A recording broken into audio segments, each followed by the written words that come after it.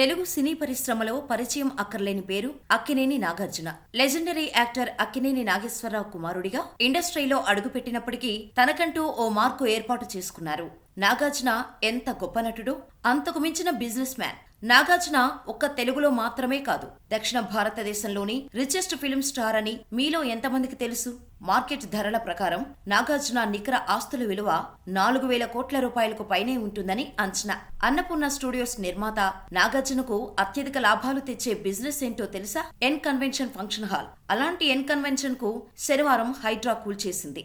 మాదాపూర్లోని తమ్మిడికుంట చెరువును ఆక్రమించి నాగార్జున ఈ ఎన్ కన్వెన్షన్ నిర్మించారని ఎన్నో ఏళ్ల నుంచి ఆరోపణలు వస్తున్నాయి. నాగార్జున చెరువు కబ్జా చేసి ఎన్ కన్వెన్షన్ నిర్మించారని మొట్టమొదట ప్రజల్లో చర్చ పెట్టిన వ్యక్తి ఎవరో తెలుసా? ముఖ్యమంత్రి రేవంత్ రెడ్డి. అది 2016 మిషన్ కాకతీయపై తెలంగాణ అసెంబ్లీలో చర్చ జరుగుతోంది. కొడంగల్ నుంచి తెలుగుదేశం పార్టీ ఎమ్మెల్యేగా ఉన్న రేవంత్ రెడ్డి ఈ చర్చలో భాగంగా రాష్ట్ర వ్యాప్తంగా చెరువులు ఆక్రమణకు గురవుతున్నాయని, వాటిని కాపాడటానికి ఏం చర్యలు తీసుకున్నారని కేసీఆర్ ప్రభుత్వాన్ని ప్రశ్నించారు. అప్పుడే నాగార్జున ఎన్ కన్వెన్షన్ అక్రమాలను లేవనెత్తారు. సినిమా హీరోలంటే ప్రజలకు ఆదర్శంగా ఉండేవారు. సమాజం కూడా వాళ్లను ఆదర్శంగా తీసుకుంటోంది. కొన్ని హైటెక్ సిటీ ఎదురుగా ఉన్న చెరువు భూముల్లో hero Akkineni Nagarjuna N Convention అనే ఫంక్షన్ హాల్ కట్టారు. చెరువులో సగానికి అడ్డంగా గోడ కట్టిండ్రు. కొన్ని ఎకరాలు ఆక్రమించుకొని ఫంక్షన్ హాల్ నిర్వహిస్తున్నారు. ఈ విషయం పదే పదే ప్రభుత్వం దృష్టికి వచ్చింది. టీవీ ఛానల్స్లలో, పేపర్లలో చూపించారు. కానీ ఇప్పటివరకు అక్కినేని నాగార్జున ఆక్రమించుకొని కట్టిన కట్టడాలను ఎందుకు తొలగించలేదు?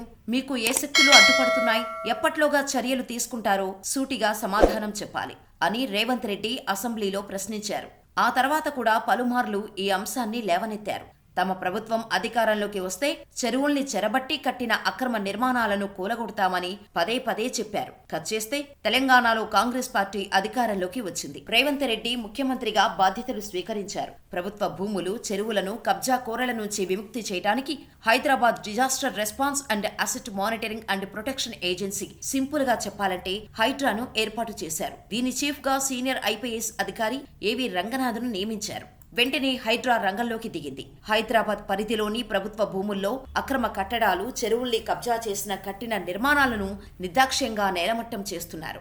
నిత్యం ఏదో ఒక చోట అధికారులు ఆక్రమణలను కూల్చేస్తుండటం కబ్జాదారుల వెన్నులో వణుకు పుట్టిస్తోంది. ఈ క్రమంలోనే అక్కినేని నాగార్జునకు చెందిన ఎన్ కన్వెన్షన్ ఫంక్షన్ హాల్ను హైడ్రా బృందం కూల్చివేసింది.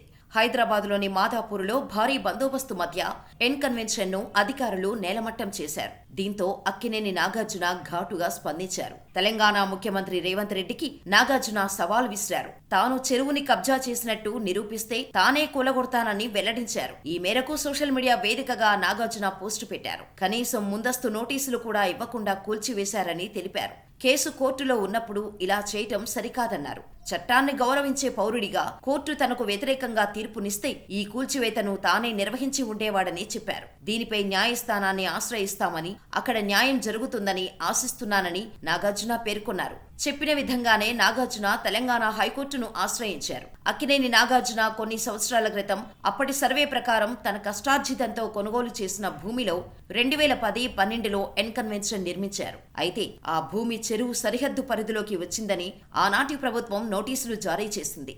కానీ ఆ భూమి మీద మరో 3-4 సర్వే రిపోర్టులు సర్క్యులేషన్లో ఉన్నాయి. దీంతో నాగార్జున ప్రభుత్వ నోటీసులపై హైకోర్టును ఆశ్రయించారు. 9 కోట్లు డిపాజిటుగా కట్టి ప్రభుత్వ ఆరోపణలు నిరూపిస్తే తమ నిర్మాణానికి తగిన మార్పులు చేస్తామని నాగార్జున అంగీకరించారు. అందుకు సంబంధించిన ధర్మాసనం ప్రభుత్వ ఉత్తర్వులపై స్టే విధించింది. కోర్టు ఆర్డర్ ప్రకారం స్టేలో ఉండగా దానిని బేఖాతరు చేస్తూ ఈనాటి ప్రభుత్వం ఎటువంటి నోటీసులు ఇవ్వకుండానే కూల్చివేత ప్రక్రియను చేపట్టింది. నాగార్జున కోర్టుకు వివరించారు. దీనిపై విచారించిన జస్టిస్ టి వినోద్ కుమార్ కూల్చివేతలు వెంటనే ఆపాలని మధ్యంతర ఉత్తర్వులు జారీ చేశారు. అయితే హైడ్రా కమిషనర్ రంగనాథ్ మాత్రం చెరువును కబ్జా చేసే ఎన్ కన్వెన్షన్ నిర్మించారని స్పష్టం చేశారు. తుమ్మిడికుంటలోని అనధికార నిర్మాణాల్లో ఎన్ కన్వెన్షన్ ఒకటి. చెరువులోని ఎఫ్టీఏల్లో ఎకరా 12 గుంటలు, బఫర్ జోన్ పరిధిలోని 2 ఎకరాల 18 గుంటల్లో ఎన్ కన్వెన్షన్ నిర్మించారు. ఈ నిర్మాణానికి జీహెచ్ఎంసీ నుంచి అనుమతులు లేవు. బిల్డింగ్ రెగ్యులేషన్ స్కీమ్ కింద అనుమతుల కోసం ఎన్ కన్వెన్షన్ ప్రయత్నించింది. కానీ సంబంధిత అధికారులు అనుమతించలేదు. తుమ్మడికుంటపై 2014లో హెచ్ఎండిఏ నోటిఫికేషన్ ఇచ్చింది. దీంతో ఎన్ కన్వెన్షన్ యాజమాన్యం హైకోర్టుకు వెళ్లింది. చట్టబద్ధంగా ఉండాలని గతంలో ఉన్నత న్యాయస్థానం ఆదేశించింది. 2017లో FTL సర్వే నివేదికపై కేసు పెండింగులో ఉంది. ఎన్ కన్వెన్షన్ కు సంబంధించి ఇప్పటివరకు ఏ కోర్టు స్టే ఇవ్వలేదు. కానీ FTL బఫర్ జోన్ కు సంబంధించి ఎన్ కన్వెన్షన్ తప్పుదోవ పట్టించింది, వాణిజ్య కార్యక్రమాలు సాగించింది అని రంగనాథ్ వివరించారు. ఈ మేరకు తుమ్మడికుంట చెరువు ఆక్రమణలకు సంబంధించి శాటిలైట్ ఫోటో విడుదల కూడా చేశారు.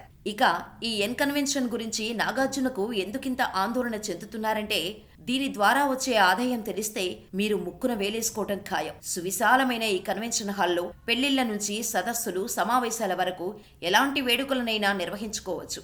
కేవలం సంపన్నులు మాత్రమే ఇక్కడి రేటును భరించగలరు. ఎందుకంటే కన్వెన్షన్ సెంటర్ బుకింగ్స్ నుంచి మీల్స్ వరకు ప్రతి ఒక్కటి ఇక్కడ ఖరీదైనదే. ఇక్కడ చిన్న ఫంక్షన్ నిర్వహించాలంటే కనీసం 10 లక్షల రూపాయలకు పైగా చెల్లించాలని తెలుస్తోంది. ఇక్కడ వేడుకల్లో సర్వ్ చేసే మీల్స్ ధర ఒక్క ప్లేటుకు సుమారు 1400 రూపాయలకు పైగా ఉంటుందని సమాచారం.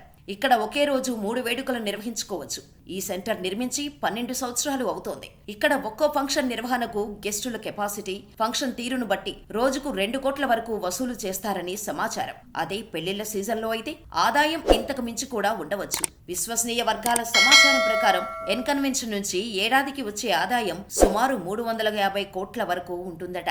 అంటే గత 12 ఏళ్లలో ఎన్ కన్వెన్షన్ ద్వారా నాగార్జున 4200 కోట్ల రూపాయలు సంపాదించి ఉండవచ్చని తెలుస్తోంది. తాజా కూల్చివేతల వల్ల నాగార్జునకు భారీ నష్టం వాటిల్లే అవకాశం ఉంది. దీంతో కూల్చివేతలపై నాగార్జున హైకోర్టులో పోరాటానికి సిద్ధమయ్యారు. అది పట్టాభూమి అని, ట్యాంకు ప్లాన్ లో ఒక అంగుళం కూడా ఆక్రమించలేదని ఆయన చెబుతున్నారు. కానీ ఇక్కడ గమనించాల్సింది ఏమంటే, ఎన్ కన్వెన్షన్ కు చెరువుకు మధ్య ఒక గోడ మాత్రమే అడ్డుగా ఉంది. చెరువు మధ్యలో గోడ కట్టి భూభాగాన్ని కబ్జా చేసి ఈ ఎన్ కన్వెన్షన్ కట్టారని రేవంత్ రెడ్డి 2016లోనే చెప్పారు. కాబట్టి దీనిపై మరిన్ని వాస్తవాలు బయటకు రావాల్సి ఉంది. ఇక హైడ్రా కూల్చివేతలను హైదరాబాద్ ప్రజలు స్వాగతిస్తున్నారు. ఎందుకంటే వర్షాలు పడ్డప్పుడు హైదరాబాద్ వాసులు ప్రత్యక్ష నరకం అనుభవిస్తున్నారు. చెరువులన్నీ కబ్జాలకు గురి కావటంతో ఇళ్లల్లోకి వరద పొంగుకొస్తోంది. లోతట్టు ప్రాంతాలన్నీ మునిగిపోతున్నాయి. ఎంతో మంది ప్రాణాలు కోల్పోతున్నారు. ఈ కబ్జాలను ఇలాగే వదిలేస్తే కొన్నాళ్లకు హైదరాబాదులో ఒక్క చెరువు కూడా మిగిలే అవకాశం ఉండదు. ఒకవేళ ఏదైనా పెద్ద వర్షం వస్తే